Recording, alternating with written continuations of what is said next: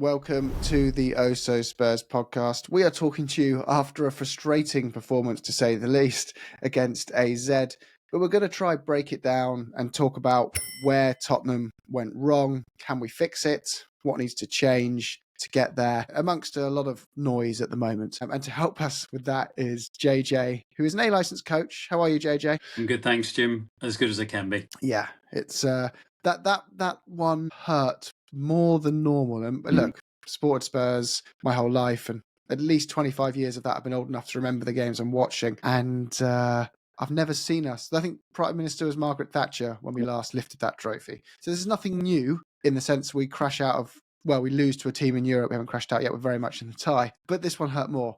I think the term used by football fans is the manner of the defeat.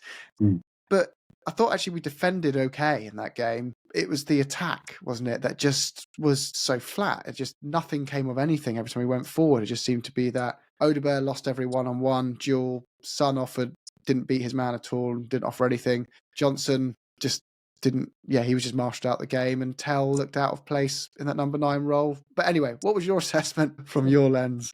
Yeah, it was a really difficult performance, and it would be very easy to kind of go in there fully doom and gloom. And being honest, there weren't that many positive points. Certainly, we struggled from an attacking perspective. We struggled to connect with each other. Our movements weren't fluid. We didn't move the ball quick enough, and we certainly looked like we had no ideas of how to get out. So when we were deep, we had no ideas how to progress through the lines or to get the ball up to our front players. And then on the rare occasion that we did get out or we did break through, we lacked quality.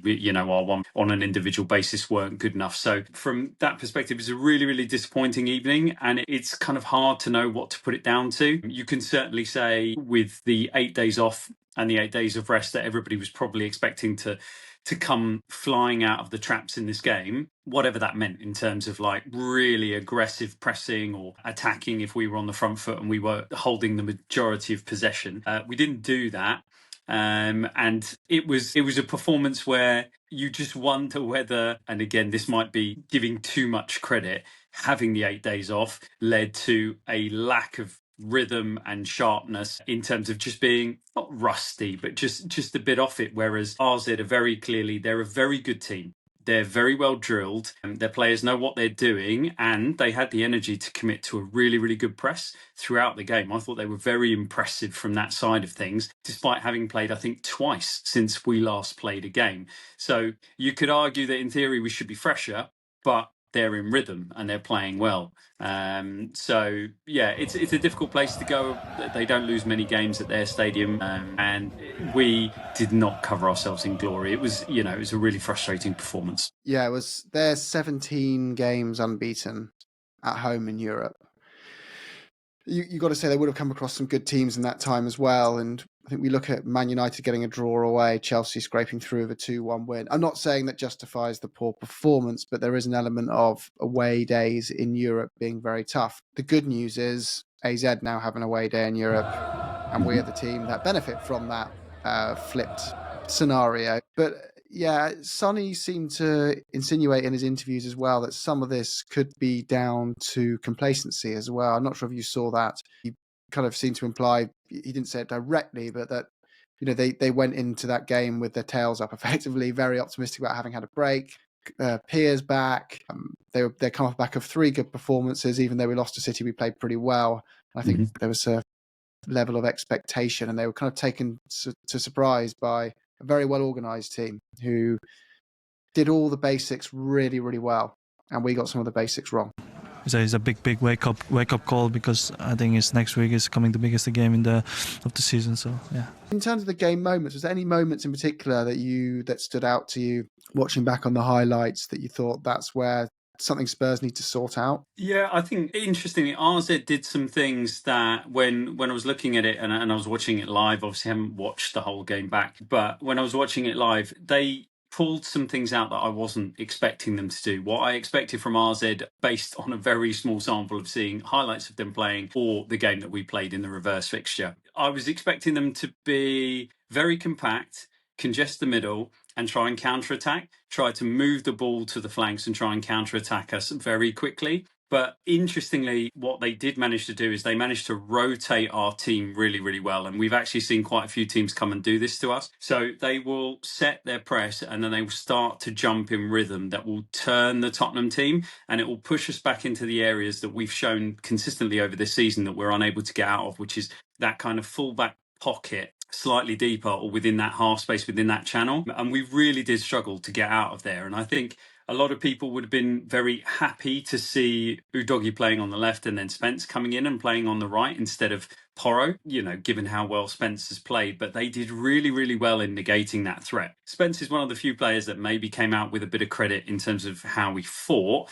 But even then, even if he managed to secure possession and maybe beat the first man, he was then facing multiple players running at him or cutting off his options after that, and we weren't able to progress the ball. And I think they did that really well. And they did a couple of other little bits and pieces early in the first half where there was a blocking situation where I saw Troy Parrott coming all the way over. Maybe it was Pock who was on the wing or the other lad whose name I can't remember, who was playing on the left-hand side. They sent a long ball over the top and they tried this a couple of times. They isolated the fact they were going to draw one of our centre halves and they were going to put it over the top of Spence. And they did it a few times. And then they effectively blocked Jed Spence. They stood Troy Parrott behind Jed Spence. And I thought to myself, why on earth is Parrott going and getting involved in this phase? This is not for him.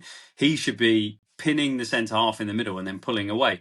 And it was absolutely brilliant. It was fascinating to see them run this thing, given the lack of time they would have had to prepare for it, and to run it against us and run it so successfully. And they time and again managed to get 2v1s in the wide area. And it was really successful. We weren't good enough at identifying it and then nullifying it. As always, our midfield left large gaps in there. And what we really needed to do is we needed to send a second player in early in those situations, identify that this is happening, send a second player in early, and then if you do win the ball, you're going to be playing from a deeper position, and we're going to look for rotations and players coming in to try and play out.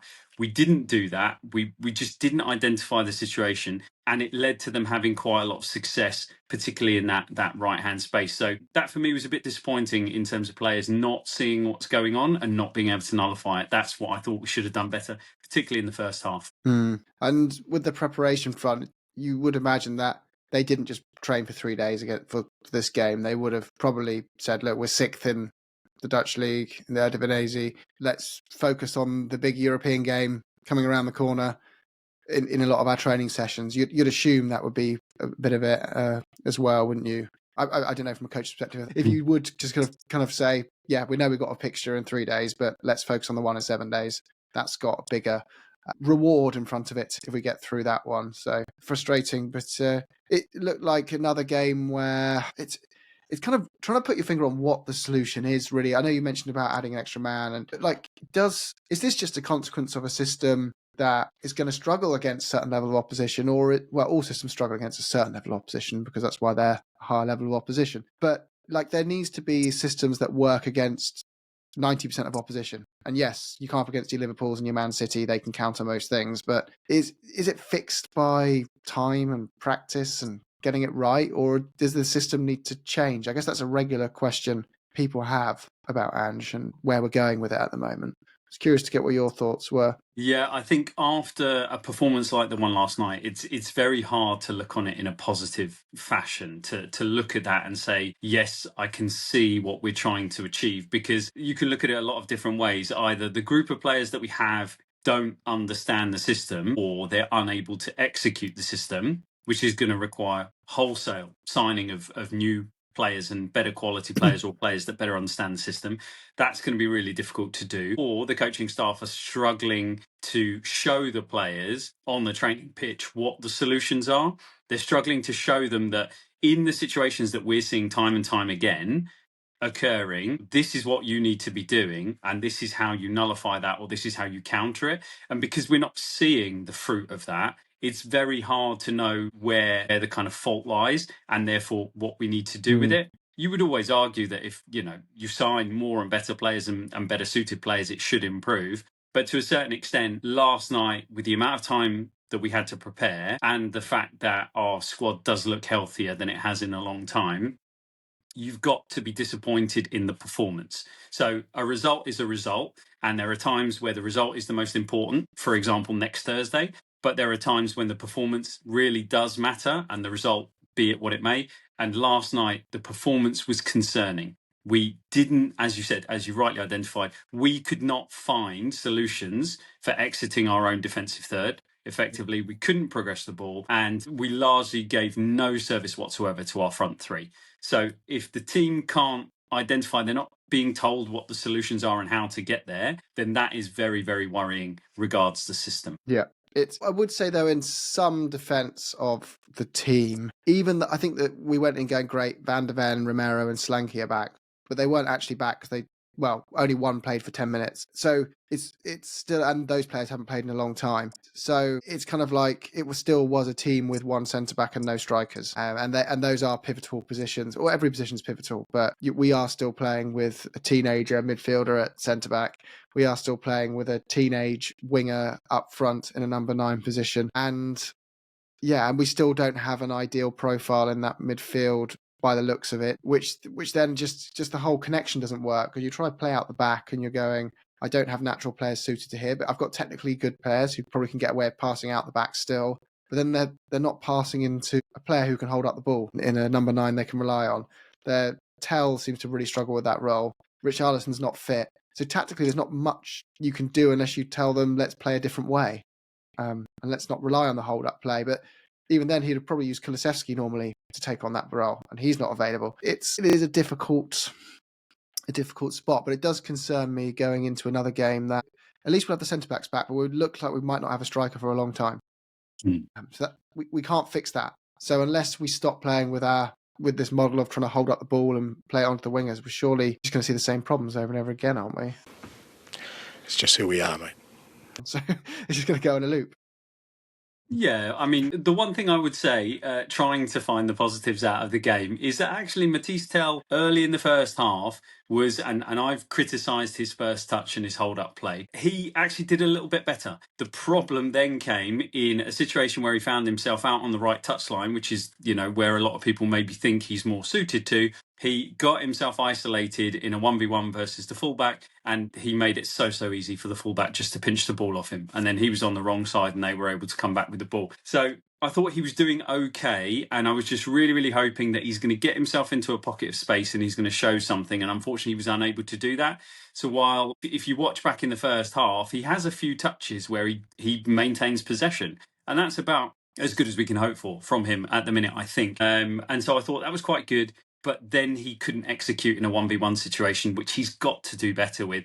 The same thing happened for Odegaard when he came on. He, in the situations where he got the ball, was unable to execute against fullbacks. He was unable to take players on and beat them. Brennan Johnson had a pretty poor game. He had a poor game defensively as well. So the goal actually is Brennan Johnson losing his man, which is a very important man at the back post in terms of their striker. So really, really disappointing. Just individual execution. And when you add all of that up on top of what you said, that yes, we still are not by any means our first choice 11. The individual execution has to be better, and some of the experienced players obviously have to go out there and show a bit more.